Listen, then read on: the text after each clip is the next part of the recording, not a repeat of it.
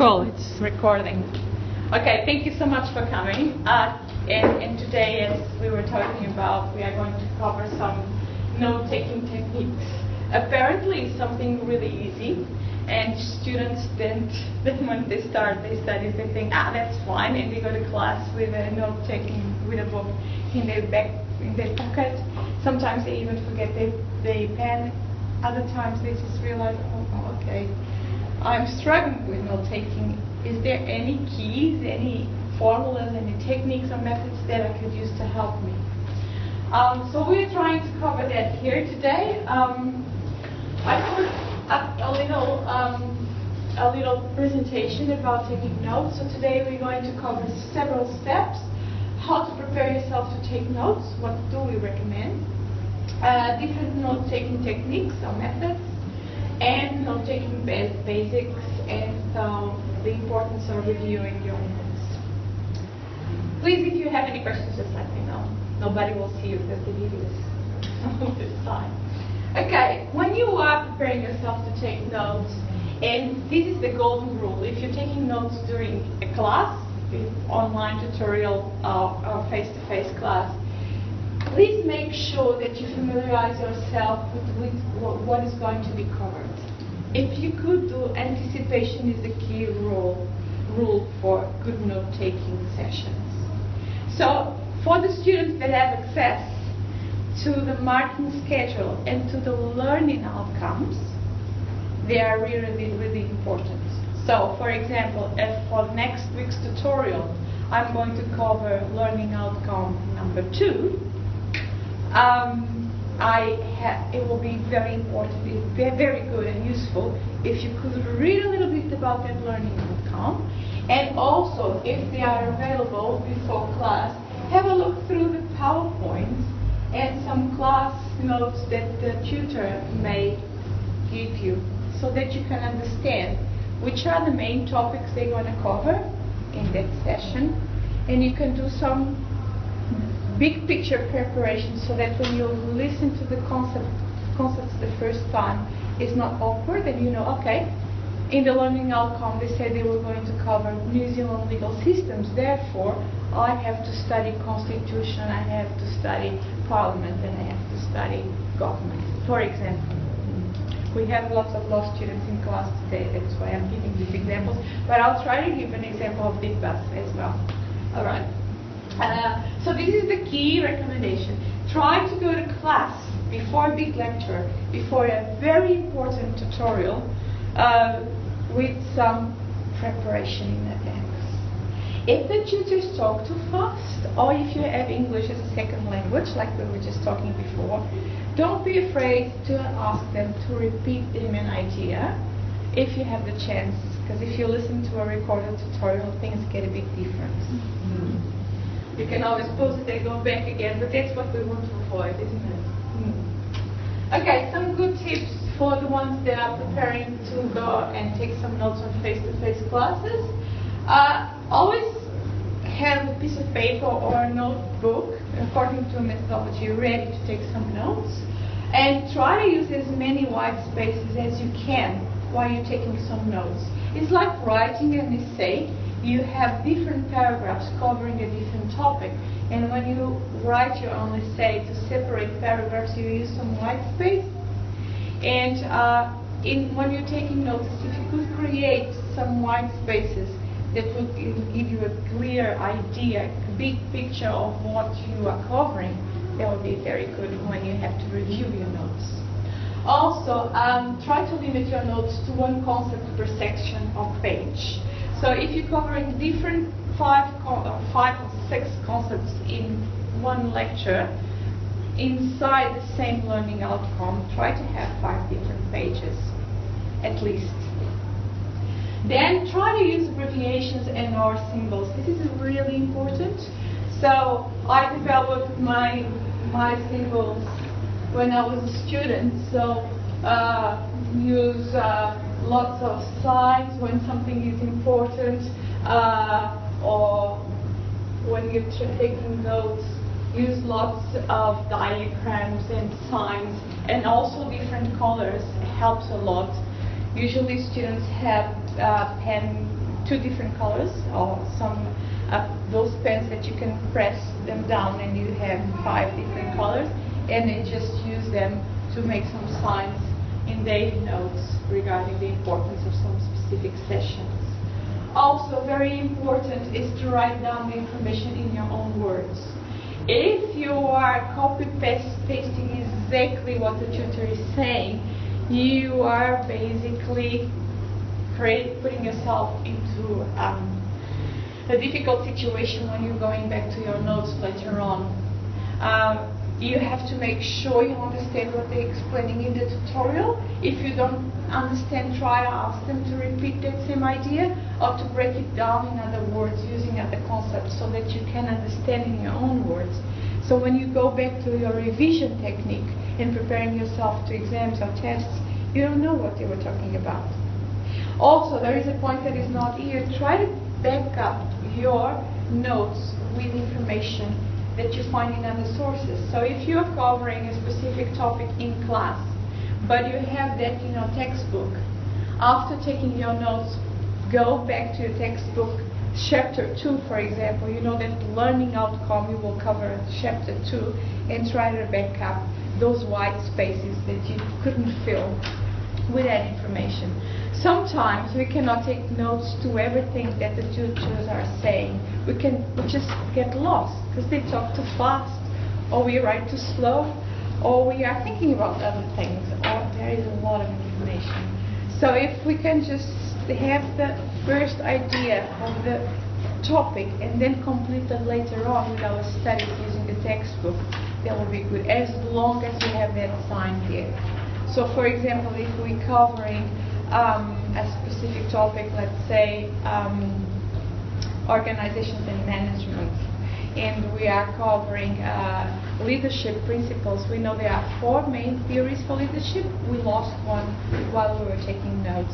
So we go back to the notebook, the textbook, and you look at the diagram and you know, okay, this is the 4th one that I've lost. So don't get behind while you're taking notes because you lost one element. You can always look for it online, go down to the library to ask for help, or ask us help to support you finding the information in the textbook.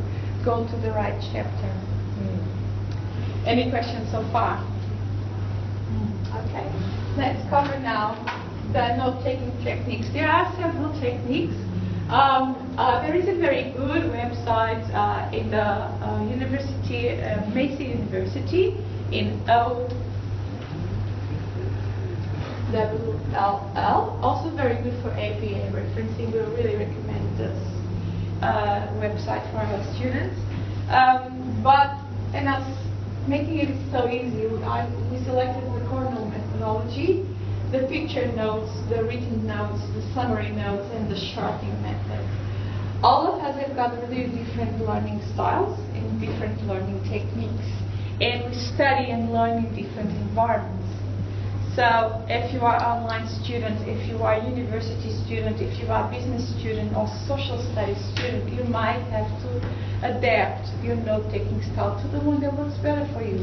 There is not a better one, just the one that works better for you. And you can have a mix of them all. So some ideas. As a Cornell methodology, by using this method, you basically have a piece of paper with 2 columns, the left one and the right one. On the right one, you have the description of a specific concept. In the left one, you have the keyword of the concept.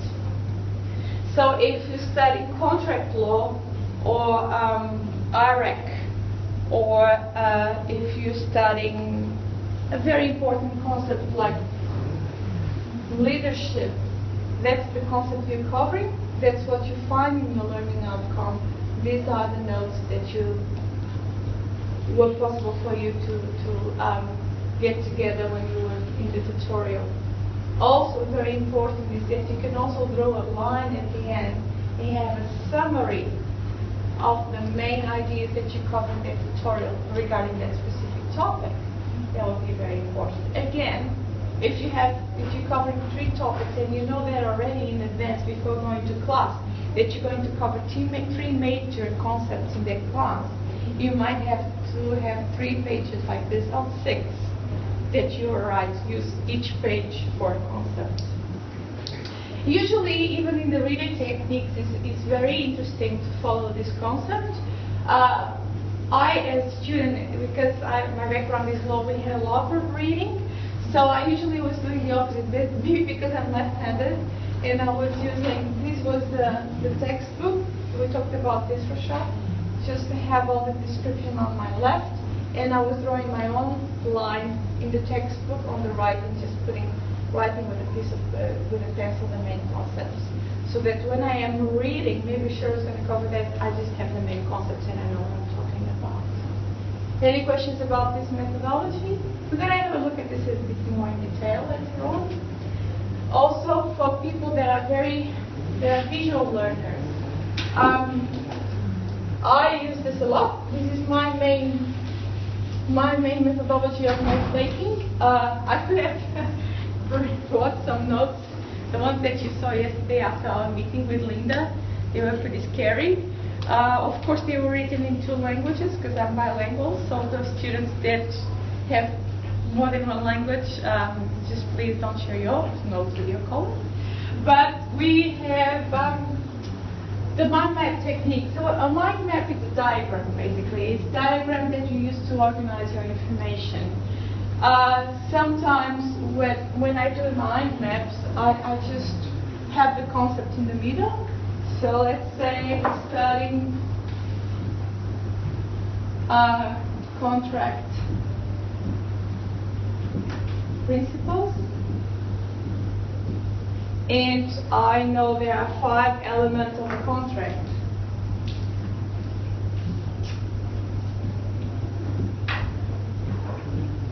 So I just write them down in little boxes. And those little boxes I start dividing in subtopics. Sometimes I put signs, symbols, or even some spaces just to make my information a bit easier.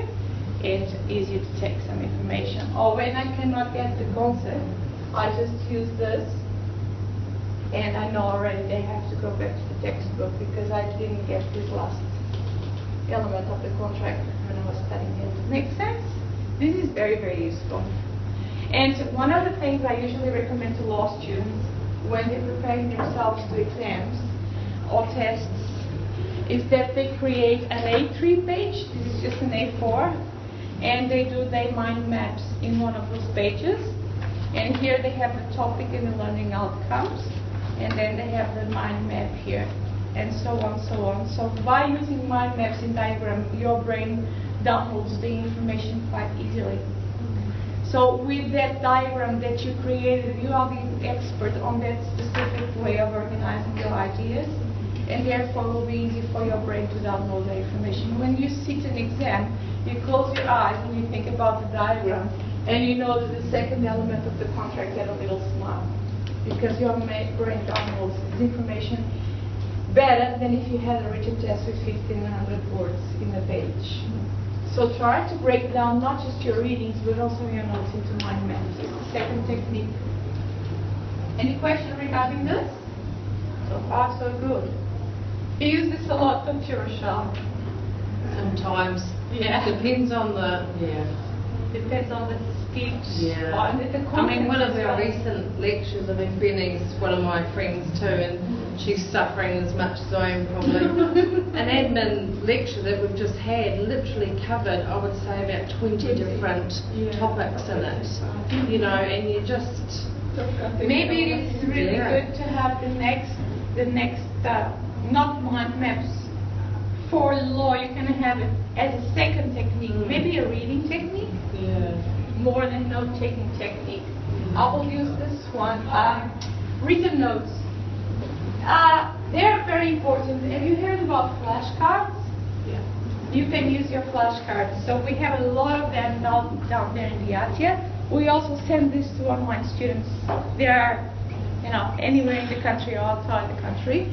And these are really important little instruments of note-taking. So if you take some of them to your class, you can write the main concept here. So let's say we're talking about balance sheet. In this side, balance sheet is the concept. In the other side of the car, you write the definition of the concept. And then you can have these little things that you can study, and then you can create a bigger note if you want, or just use this as the main object of your study. For that specific lecture, each lecture you have a flashcard.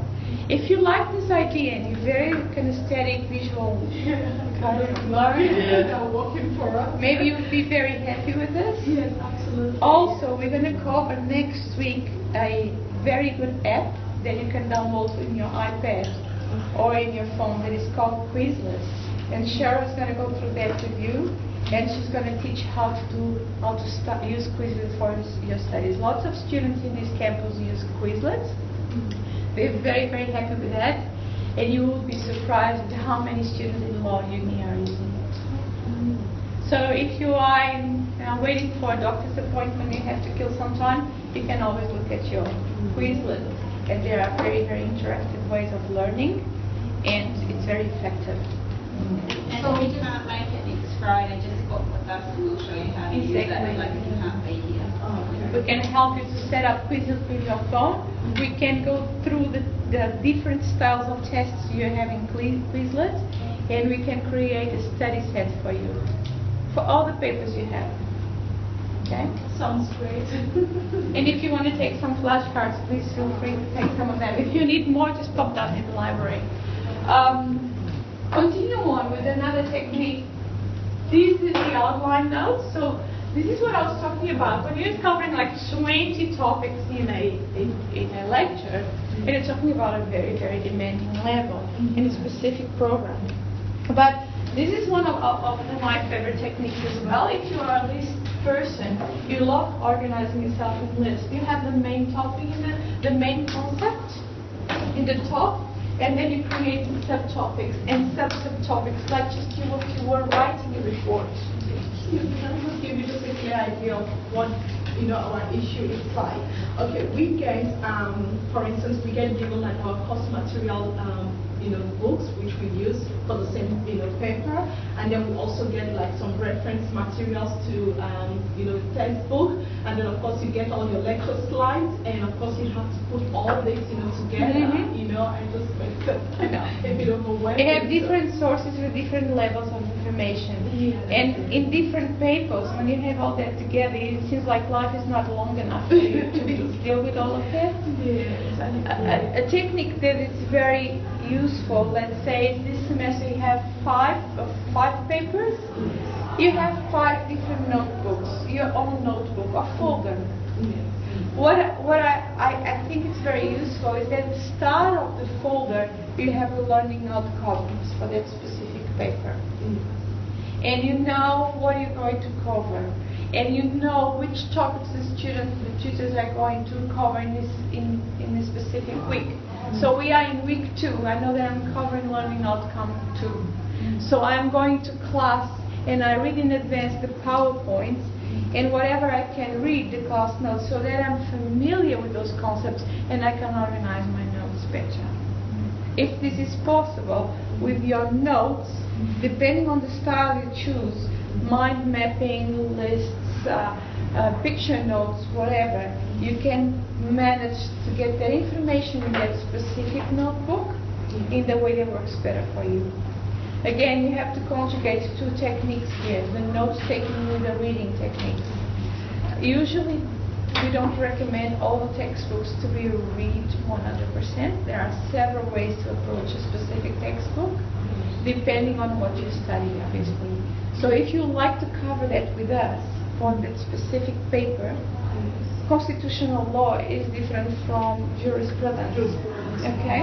So organization and management is different from accounting. And even textbooks are different. So the way you organize your notes, as long as they're effective and they work for you, maybe both of you have different styles of note-taking. So that's why sometimes it's so good to compare with a colleague, because if you're missing something, or if you have another bit of information that Quinn doesn't have, you can share that with each and complete your notes and make it bigger. Going back to your question, you have to know, organize your mind in a way that you have the same system for all papers, so that you can study smart.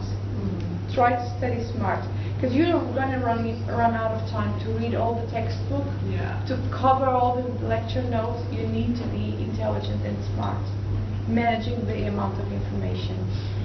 It's just not about taking notes, it's how to prepare yourself for exams and tests. And we're going to cover that in these workshops as well. In detail, we can do that in private appointments. Okay. Are you okay with this answer? There's lots of... I'll be doing a little bit in the next week. Cheryl, I don't want to be covering what Cheryl's covering in the next month. And again, don't want to anticipate the exam and test preparation that we're going to have in 2 weeks. Again, another example of the Cornell methodology. This is so important. So it's very important for you to have the date as well. Because sometimes if you have an annual paper and you forget about the date and your notes just fall down in the ground, you're totally lost. And you have a very important lecture that was, happened in the 15th of May, and you don't know when did they say that, so you cannot relate it with learning outcomes or with the system of learning or with the progress of learning for that specific paper. Also, if you can here on the left column put the page numbers, so if your teacher says in class, you will find this in chapter 2. You can create this little topic note at the left, or just create a diagram like you see in the picture here, or a little sign, something that you just look at this and you know how to break down the subtopics on the right.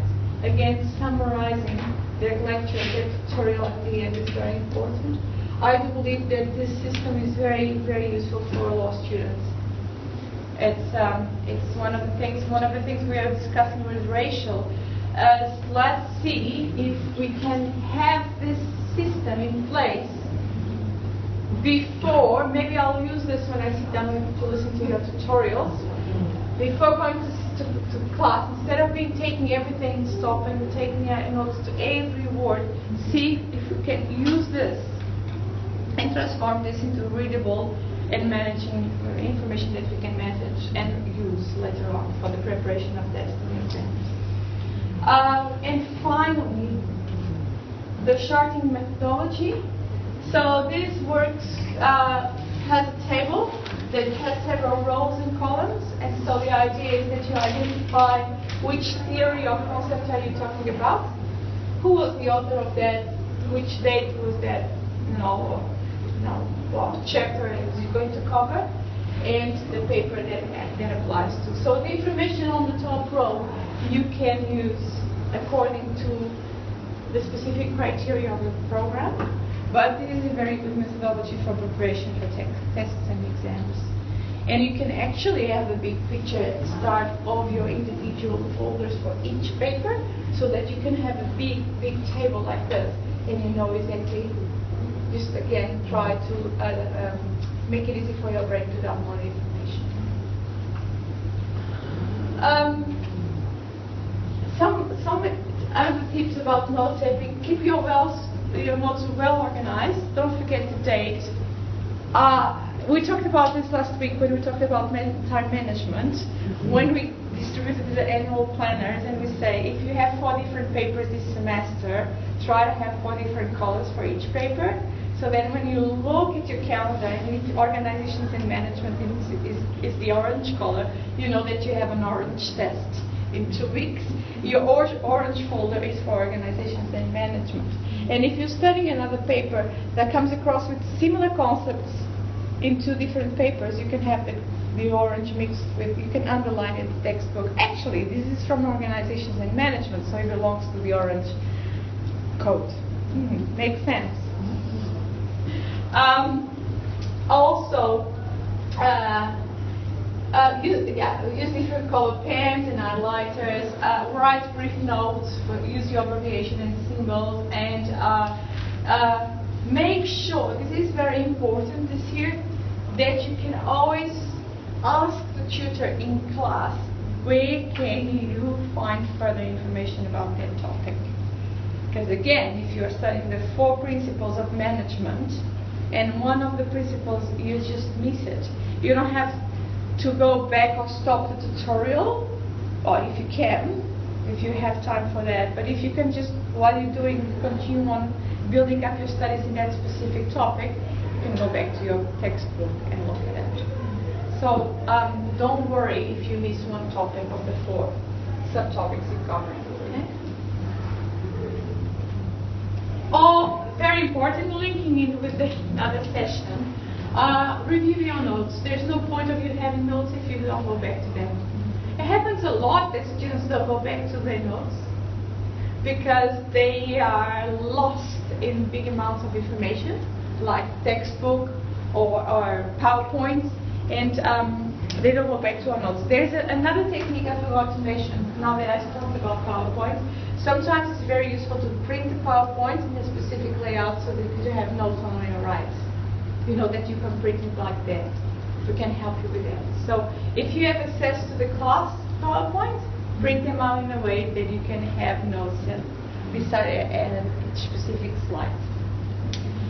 And I am going to finish up here. I took a little bit more time than I should. And do you have any questions regarding this? Just a quick one. Yeah. The AWLL, was there a website? Yeah, it's a APA Interactive. I can show you that. Here, Sharon, if you want.